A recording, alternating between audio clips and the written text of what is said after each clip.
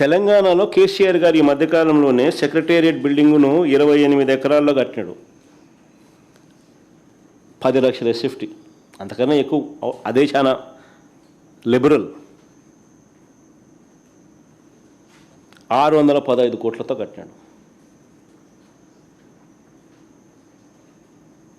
Parliament, దేశ రాజధాని ఢిల్లీలో పార్లమెంటు కొత్త భవనం 970 కోట్లు.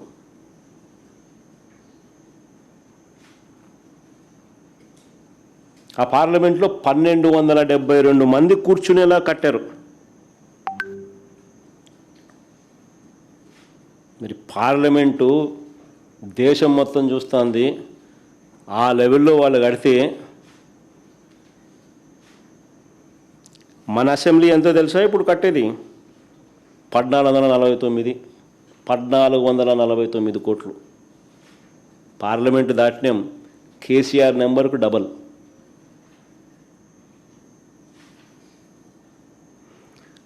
హైకోర్టు కోసం మరో 1480 కోట్లు. హైకోర్టు కోసం మరో 1480 కోట్లు వీళ్ళు పెడతా ఉన్నారు. ఏంది నేను చెప్పినట్టు 5 టవర్లు కాక ఇవన్నీ నేను చెప్పేటివి. 5 టవర్లలో అసెంబ్లీ రావడం లేదు, 5 టవర్లలో నీకు హైకోర్టు రావడంలా. అది కాక అసెంబ్లీ పేరుతో మరో 1149 కోట్లు కడతా ఉన్నాడు. హైకోర్టుకు మరో 1480 కోట్లు మళ్ళా కడతా ఉన్నాడు. దీని కంపారిజన్ తెలంగాణలో కేసీఆర్ 615 కోట్లతో అసెంబ్లీ కట్టినాడు. దీని కంపారిజన్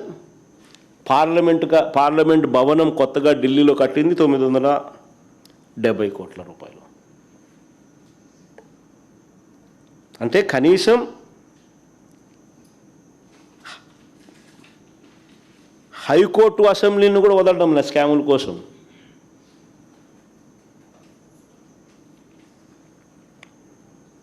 ఈయన దుబారా కోసం, ఈయన విచ్చలవిడి దోపిడీ కోసం చివరకు సరే మిగతా వాటిలో స్కాములు ఇంకా ఎక్కువ కనిపిస్తూ ఉన్నాయి 5 టవర్లలో, అటువంటి పనులలో. కానీ హైకోర్టులు అండ్ అసెంబ్లీని కూడా వదలడంలా.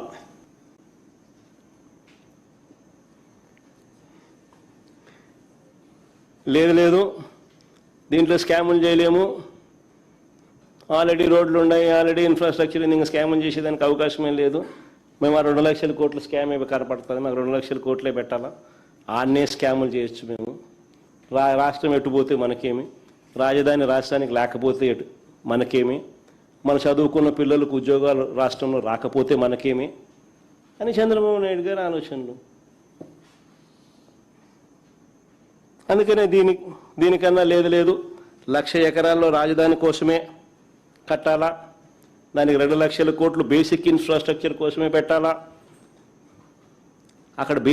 అక్కడే రోడ్లు వేయాలా, అక్కడే డ్రైనేజీలు వేయాలా, అక్కడే వాటర్ కనెక్షన్లు ఇవ్వాలా, అక్కడే కరెంటు. నా జీవితం అంతా అదే చేస్తూ ఉంటా, దానికోసమే అప్పులు తెస్తా, దానికోసమే స్కాములు చేస్తా అని అంటే నిజంగా పెట్టలేరని తెలిసి, అసాధ్యమని చెప్పి తెలిసి ఉట్టి బేసిక్ ఇన్ఫ్రాస్ట్రక్చర్ కోసమే 2 లక్షల కోట్లు, అది ఇప్పటి ప్రకారం. ఇంక ఇది పూర్తి అయ్యేసరికి అది ఎన్ని లక్షల కోట్లు అవుతుందో, ఎన్ని సంవత్సరాలు పడుతుందో, ఎన్ని దశాబ్దాలు పడుతుందో. సో సాధ్యం కానిది ఒక పెట్టలేరని తెలిసి కేవలం నీ స్వార్థం కోసం నువ్వు నీ బినామీల ఆస్తుల విలువలు పెంచుకునే దానికోసం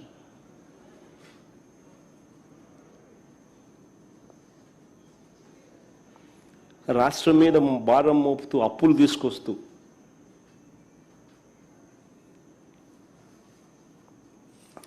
రాష్ట్రానికి సంబంధించిన సంక్షేమాన్ని, అభివృద్ధిని పూర్తిగా గాలికి వదిలేసి రాష్ట్రాన్ని అంధకారంలోకి, అప్పుల ఊబులేకి నెట్టేసే కార్యక్రమం చేస్తూ ఉన్నారు చంద్రబాబు నాయుడు గారు.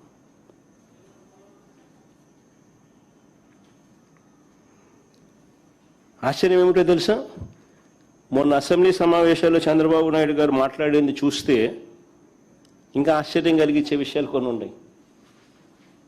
మొన్న అసెంబ్లీలో చంద్రబాబు నాయుడు గారు మాట్లాడింది చూస్తే ప్రజలకు పూర్తిగా ఒక విషయం అర్థమైపోయింది. లక్షల ఎకరాల అమరావతి లేదని, నవనగరాలు లేవని, ఎయిర్పోర్ట్ లేదని, రైల్వే స్టేషన్ లేదని, ఇంటర్నేషనల్ స్టేడియం లేదని చంద్రబాబు మాటల్లోనే స్పష్టంగా చెప్పాడు. ఏమని చెప్పినాడు? నారాయణను అడిగినాడంట ఈయన. నారాయణ ఈయనకు చెప్పినాడంట. ఏమని? ట్రంక్ ఇన్ఫ్రా 2022 మే 27కి అయిపోతుందంట. లేఅవుట్లన్నీ 2028 మే 27కి అయిపోతుందంట. 5 టవర్లు, అసెంబ్లీ, హైకోర్టు 2028 ఆగస్టు నాటికి పూర్తవుతాయట. ఈ మాటలన్నీ ఎవరు చెప్పినారు? నారాయణ అడిగితే నారాయణ చంద్రబాబు నాయుడు చెప్పినాడంట. సో చివరికి 1,00,000 ఎకరాల రాజధాని కాస్త 200 ఎకరాలకు వచ్చింది. సో ఇక నువ్వు 200 ఎకరాల్లోనే నువ్వు రాజధాని నిర్మించేట్టుగా అయితే ఇంకా మారుమూల ప్రాంతానికి ఎందుకు పోయినావు స్వామి? జనసంచారం లేని ఆ ప్రాంతానికి ఎందుకు పోయినావు స్వామి? హైవే పక్కన ఈడ కట్టిండొచ్చు కదా, విజయవాడ, గుంటూరు, మచిలీపట్నం మధ్యలో ఏడ కట్టినా కానీ నీకు బ్రహ్మాండంగా డెవలప్ అయి ఉండేది కదా.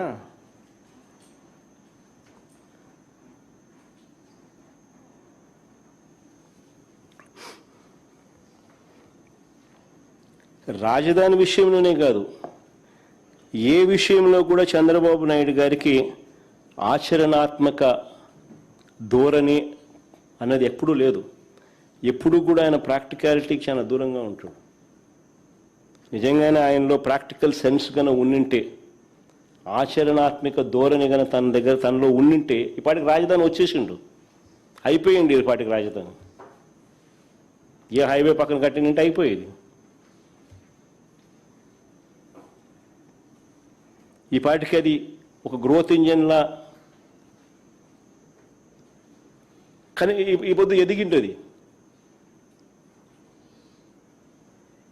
ఆ బీజాలు పడుండేటివి.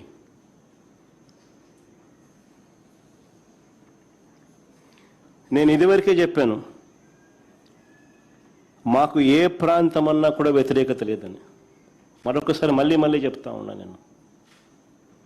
ఎందుకంటే చంద్రబాబు నాయుడు గారు తన స్కాముల కోసమని ప్రజల భావోద్వేగాలను రెచ్చగొట్టే కార్యక్రమం చేస్తూ ఉన్నాడు తప్ప దీంట్లో ఎటువంటి వాస్తవాలు లేవు. నేను చెప్పిన ప్రతి మాట కూడా ప్రాక్టికల్గా ఆలోచన చేస్తే ఎవరికైనా కూడా జగన్ చెప్పేది నిజమే కదా అని చెప్పి అనిపించే మాటలే.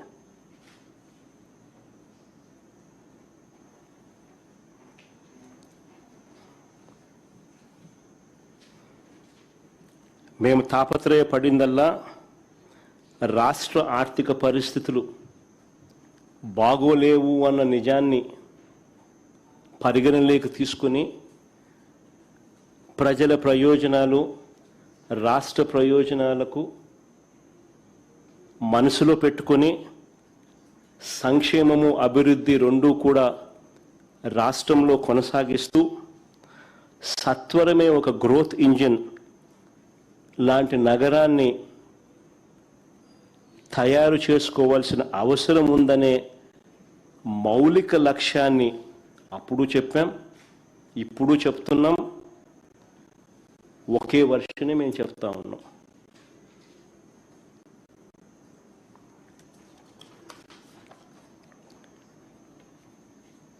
రాజధాని విషయంలో మేము ఇచ్చిన సలహాని ప్రభుత్వం పక్కన పెట్టిన నేపథ్యంలో సెల్ఫ్ ఫైనాన్స్ ప్రాజెక్ట్ అనేది పూర్తిగా పక్కకు పోయిన నేపథ్యంలో కేవలం అప్పుల మీదే రాజధాని పనులు ఆధారపడ్డ నేపథ్యంలో వాస్తవ పరిస్థితులు 1,00,000 ఎకరాల అమరావతిలో కేవలం రోడ్లు, డ్రైనేజ్ వ్యవస్థ, నీళ్లు, కరెంటు కోసమే ఇంత డబ్బు పెడితే ఇక ప్రజలు, రాష్ట్రం ఏం కావాలి అని మరొకసారి ప్రశ్నిస్తా ఉన్నా చంద్రబాబు నాయుడు.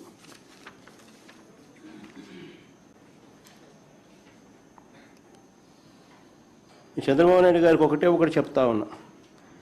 చంద్రబాబు నాయుడు గారు చేస్తూ ఉన్న ఈ స్కాములు, ఈ దోపిడీలు, ఇవన్నీ కూడా వెలుగులోకి వస్తాయి. ఇవన్నీ కూడా ఖచ్చితంగా వెలుగులోకి వస్తాయి. రాజధాని పేరుతో ప్రజలను పణంగా పెట్టి కేవలం దోపిడీయే ఆలోచనతో తాను చేస్తూ ఉండేటివన్నీ కూడా వెలుగులే ఖచ్చితంగా వస్తాయి. రానున్న రోజుల్లో రాజధానికి సంబంధించిన ప్రతి పనిలో కూడా చంద్రబాబు నాయుడు గారు ఎంతెంత మెక్కుతున్నారో అవన్నీ కూడా ఈరోజు చెప్పినట్టుగానే సాక్ష్య ఆధారాలతో సహా మళ్ళీ మళ్ళీ చెప్తూనే ఉంటాం.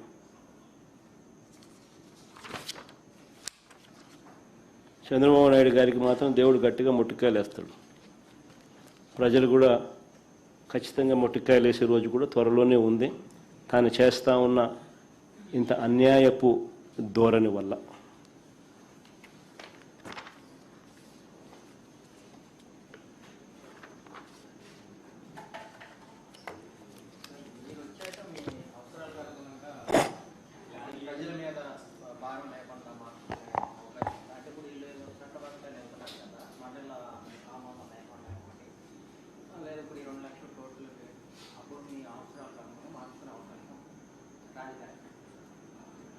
రామాయణం అంతా ఇన్నాక రామునికి సీత ఏమైందని అడిగితే ఎట్ట స్వామి, ఇంతసేపు గంట సేపు నీకు చెప్పిన సుదీర్ఘంగా నువ్వు చెప్పిన ప్రతి పాయింట్ నీకు అర్థమయ్యేట్టుగా రాష్ట్ర ప్రజలకు అందరికీ కూడా అర్థమయ్యే విధంగా సవివరంగా చెప్పిన.